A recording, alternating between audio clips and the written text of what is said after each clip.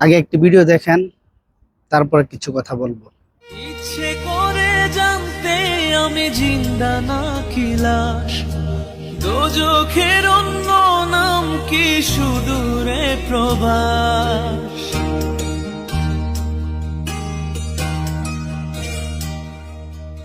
ইচ্ছে করে জানতে আমি জিন্দা নাকি লাশ। জায়গা জমি বিক্রি করে টাকা পয়সা সুদে এনে মানুষ প্রবাসে আসে অনেক আশা আর স্বপ্ন নিয়ে।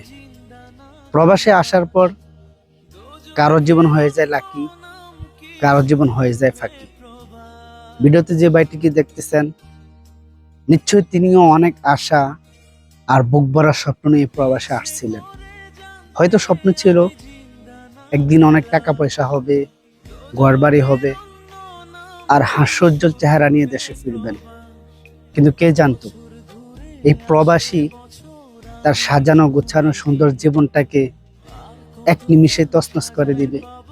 কে জানতো এই প্রবাসে আসলেই তার আলোকিত জীবনটি অন্ধকার হয়ে যাবে।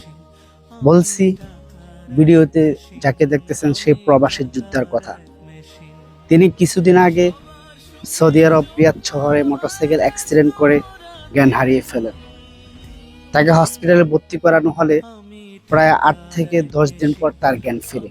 তিনি এতটা কঠিন অ্যাক্সিডেন্ট হয়েছেন, সারা জীবনের জন্য তিনি পঙ্গু হয়ে গেছেন।